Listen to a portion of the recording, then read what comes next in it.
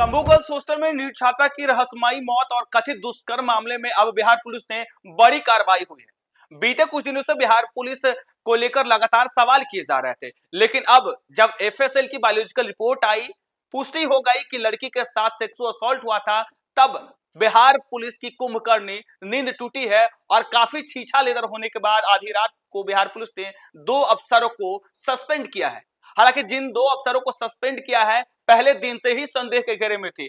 हालांकि news for nation पहले ही दिन से लगातार यह कह रहा था कि मामला संदेहास्पद है, और अब जाकर जब एफएसएल की बायोलॉजिकल रिपोर्ट आई, स्पष्ट हो गया कि लड़की के साथ सेक्सुअल असॉल्ट हुआ। लगातार बिहार पुलिस को लेकर सवाल उठ रहे थे और अब बिहार पुलिस की नींद टूटी और देखे किस तरीके से एफएसएल की बायोलॉजिकल रिपोर्ट पे पुष्टि होने के बाद कि लड़की के साथ सेक्सुअल असॉल्ट हुआ, तब बिहार पुलिस अब 2 अफसरों पर कार्रवाई की है। हालांकि रोशनी कुमारी जो कि चित्रगुप्त नगर थाने की थानेदार है, उन पर पहले दिन से ही आरोप लग रहे थे कि इस केस को बचाने के लिए लगातार वो प्रयास कर रहे हैं। और अब देखिए जाकर किस तरीके से बिहार पुलिस पर जब लगातार सवाल हुए, तब बिहार पुलिस 2 अफसरों को निलंबित किया है।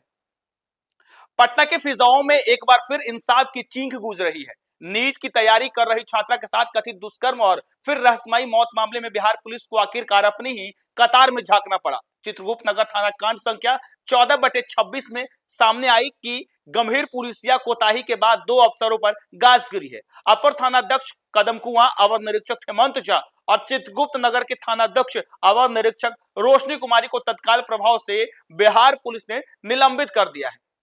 यह कार्रवाई ऐसे वक्त में हुई जब न्यूज़ फॉर नेशन मीडिया लगातार इस केस में जांच की सुस्ती, लीपापोती और गलत दिशा पर सवाल दाग रहा था।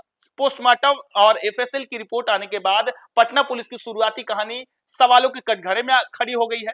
एसपी कार्यालय की माने तो दोनों अफसर पर आरोप है कि सूचना मिलने के बावजूद न तो समय पर सूचना संकलन किया और न ही सख्त कार्रवाई की। इस लापरवाही में तफ्तीश को भटका दिया और सुस्ती शुरुआती दौर में सच्चाई पर पर्दा पड़ गया। मामला शंभू गर्ल्स हॉस्टल से जुड़ा है, जहां छात्रा के साथ कथित तौर पर ज्यादती हुई और बाद में उसकी मौत हो गई। शुरुआत में पुलिस ने इसे संदिग्ध हालत बताते हुए नींद की गोली के आधार पर आत्महत्या की थ्योरी उछाल दी।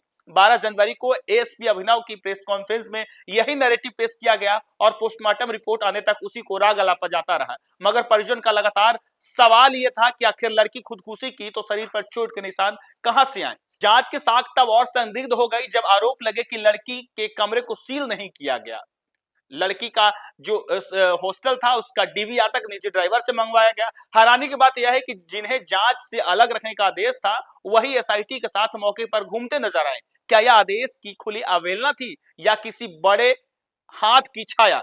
परिवार और छात्रों के दबाव में मीडिया की किरकिरी और रिपोर्ट्स में की रोशनी में आखिरकार पुलिस मुख्यालय को हरकत में आना पड़ा। 2 अफसर का निलंबन महज शुरुआत है। सवाल अब भी जिंदा है कि क्या लापरवाही थी या मिली भगत, और क्या इंसाफ की राह में अब भी कोई साया बाकी है। देखिए किस तरीके से लगातार नीट मामला तूल पकड़ा हुआ था और बीते कई दिनों से परिजन और बिहार के लोग आक्रोशित थे। बिहार पुलिस से लगातार ये सवाल कर रहे थे कि आखिर जिस तरीके से शंभू गर्ल्स हॉस्टल में इस लड़की की रहस्यमयी मौत होती है, कथित तौर पर दुष्कर्म की बात कही जाती है। पहले दिन से ही रोशनी कुमारी जो कि चित्रगुप्त नगर थानाध्यक्ष हैं, वो इस मामले को लिपापोती कर रहे थे। खुद ASP Abhinav Kumar postmortem report आने से पहले ने जल्दीबाजी में उन्होंने कहा कि नींद की गोली खाकर लड़की की मौत हुई है। और अब जब एफएसएल की बायोलॉजिकल रिपोर्ट आई, इस रिपोर्ट में स्पष्ट हो गया कि लड़की के साथ सेक्सुअल असॉल्ट हुआ, तब आनंद फानन में बिहार पुलिस की नींद टूटी और 2 अफसरों पर कार्रवाई की। हालांकि देखना दिलचस्प होगा कि आखिर इस मामले में और आगे क्या कुछ होता है, क्योंकि लगातार